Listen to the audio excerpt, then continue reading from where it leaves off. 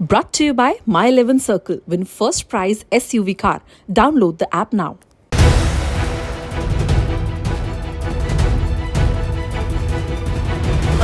अप्रैल 2008 एक ऐसा अध्याय शुरू हुआ जिसे आज आप इंडियन प्रीमियर लीग या फिर आईपीएल के नाम से जानते हैं। आज आईपीएल दुनिया की सबसे बड़ी लीग में से एक है। आज आईपीएल भारत का त्योहार है, बल्कि ये कहें कि पूरी दुनिया में क्रिकेट का त्योहार है तो गलत नहीं होगा। लेकिन क्या आईपीएल लेकर आना इतना आसान था? क्या आईपीएल से पीछे पर्दे की कहानी क्या थी? आईपीएल को लेकर क्या डर थी, क्या वहम थे? और आईपीएल की वो पहली रात जिसने आईपीएल को आईपीएल बना दिया, आज वो आपसे शेयर करता हूं। दरअसल भारत ने T20 क्रिकेट को कभी एक्सेप्ट नहीं किया था। भारत का ये मानना था कि आईसीसी कोशिश तो कर रहा है 2020 की, लेकिन भारत ने कभी इस फॉर्मेट को एक्सेप्ट नहीं किया। जी ग्रुप, एसएल ग्रुप, इनके पास इंडियन क्रिकेट के राइट्स थे, वो टेलीविजन पर जी स्पोर्ट्स पर दिखाते थे। अब बीसीसीआई के साथ इनका झगड़ा हुआ तो आईसीएल ने, सुभाष चंद्रा ने, एसएल ग्रुप ने आईसीएल अनाउंस किया। आईसीएल का मतलब था इंडियन क्रिकेट लीग। अब BCCI was caught unawares, BCCI को पता नहीं था, और उसमें कपिल देव डायरेक्टर क्रिकेट के नाम से हुए और कई सारे पुराने खिलाड़ियों को भी जोड़ा गया।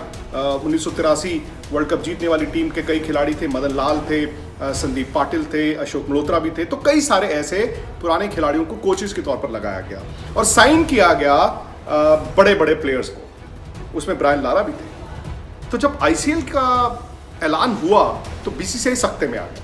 बीसीसीआई को ये लगा कि 2020 क्रिकेट और ये ICL city based, club based अगर चल गया तो फिर हमारा क्या होगा।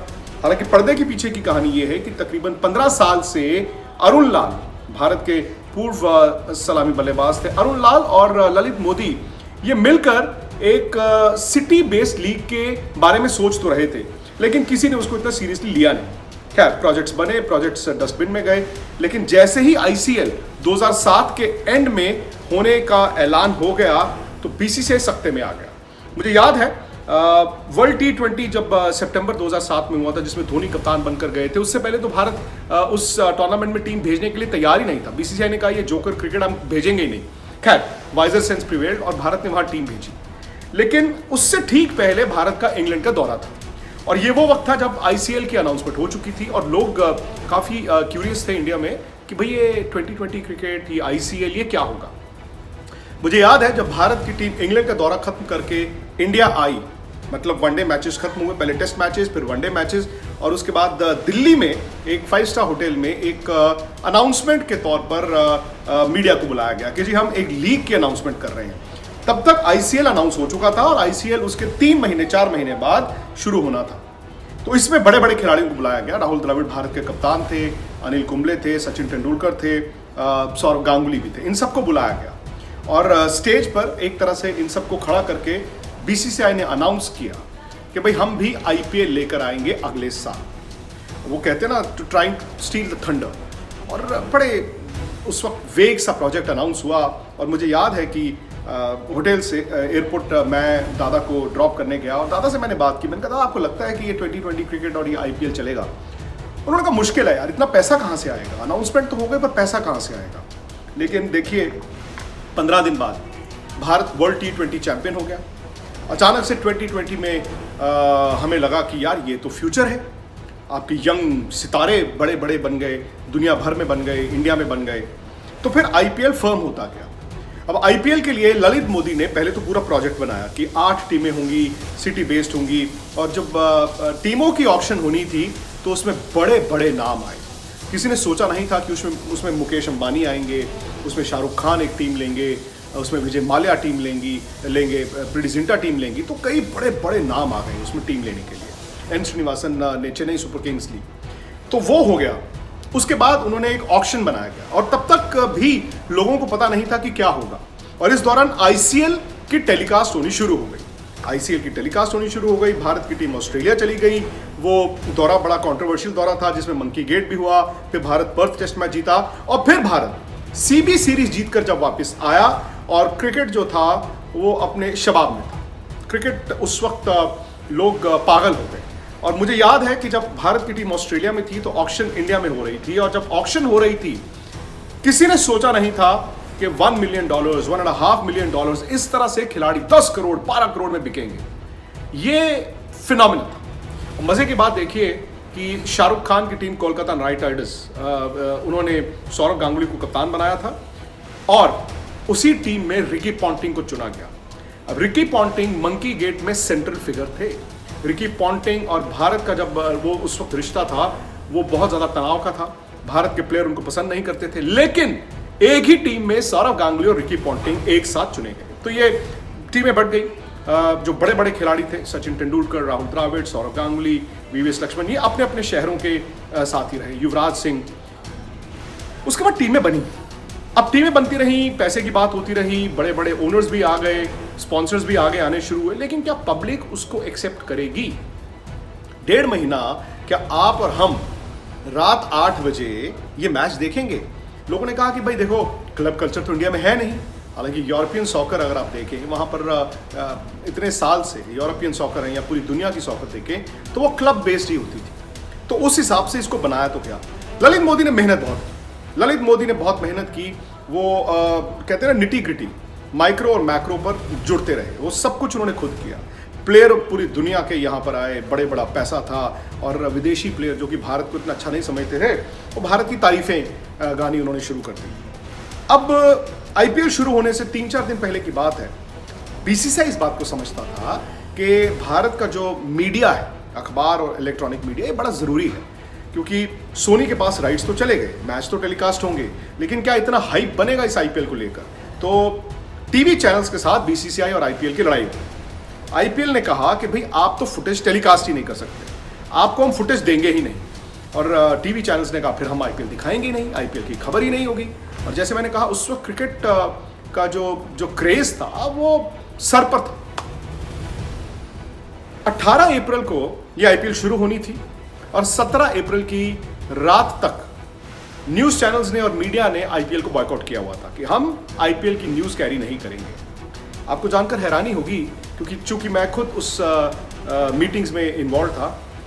18 तारीख सुबह, यानी कि जिस दिन रात को 8 बजे पहला मैच खेला जाएगा चिन्नास्वामी स्टेडियम बैंगलोर में, सुबह 3 या 4 बजे मीटिंग खत्म हुई है, जिसमें ललित मोदी, बीसीसीआई, आईपीएल ने ये माना कि हाँ, न्यूज चैनल्स को हम कवरेज देंगे।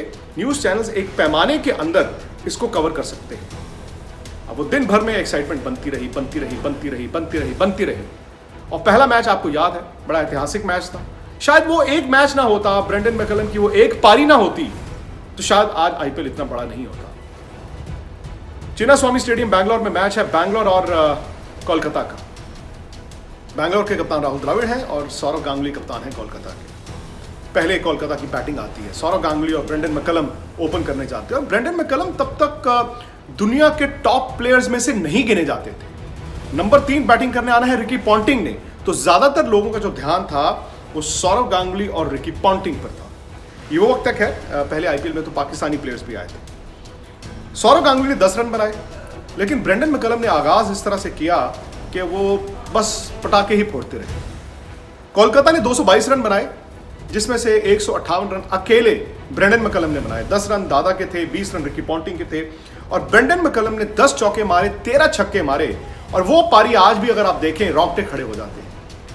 सामने बैंगलोर की टीम थी, और बाद में विजय माल्या जो कि ओनर थे, उन्होंने अपनी टीम को बड़ा लताड़ा, बड़ा क्रिटिसाइज किया और हंसते हुए कहा कि मेरे पास तो टेस्ट प्लेयर्स हैं। वसीम जाफर उनके ओपनर थे, राहुल द्रविड़ थे, विराट कोहली भी उस टीम में थे, कैलिस थे, जहीर खान थे उस टीम में, अनिल कुंबले भी थे उस टीम में। तो बैंगलोर की टीम 82 ऑल आउट हो गई। अब जब एक मैच ऐसा हो, किसी भी अध्याय का पहला मैच, एक टीम 222 बनाती है, दूसरी टीम 82 ऑल आउट हो जाती है, वन साइडेड मैच होता है, तो फिर लोग कहेंगे यार इसमें तो इंटरेस्ट नहीं। लेकिन जब बैंगलोर की बैटिंग चल रही थी और बैंगलोर के खिलाड़ी आउट हो रहे थे, और जब बड़ी टीवी पर, जायंट स्क्रीन पर शाहरुख खान को अपनी टीम की जीत के एंटिसिपेशन में नाचते देखकर चिन्नास्वामी स्टेडियम में बैठे स्पेक्टेटर्स भी झूम रहे थे, उसी वक्त ये क्लियर हो गया कि ये आईपीएल हिट है, सुपर हिट। बड़ी बात ये हुई कि बड़ी बड़ी टीमें, बड़े बड़े खिलाड़ी, लेकिन उस आईपीएल को जीता किसने? सबसे लो प्रोफाइल राजस्थान रॉयल्स ने, जिसके कप्तान थे शेन वॉर्न। शेन वॉर्न ने कप्तानी भी करनी है, शेन वॉर्न ने कोचिंग भी करनी है, और शेन वॉर्न ने जिस तरह से पहली आईपीएल जीत कर अपनी टीम को दी, आईपीएल की सक्सेस स्टोरी में भी वो सबसे बड़ा चैप्टर था, क्योंकि अंडरडॉग को बैक किया लोगों ने, अंडरडॉग जीत गया।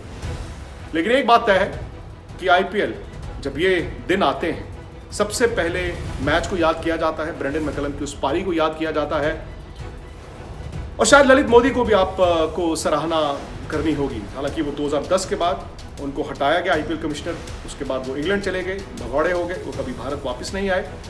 लेकिन ललित मोदी ने निटी ग्रिटी को समझकर आईपीएल को इतना बड़ा प्रोडक्ट बना दिया कि आज हिंदुस्तान में हर कोई सिर्फ और सिर्फ आईपीएल की बात करता है। पूरी दुनिया में बड़े बड़े खिलाड़ी आईपीएल की बात करते हैं। आप अगर हाल फिलहाल के इंटरव्यूज देखें, खिलाड़ी इंटरनेशनल क्रिकेट के बारे में बात नहीं कर रहे हैं, भले वो पैट कमिंस हो या बाकी विदेशी खिलाड़ी हो, और सिर्फ इतना कह रहे हैं कि आईपीएल होना चाहिए।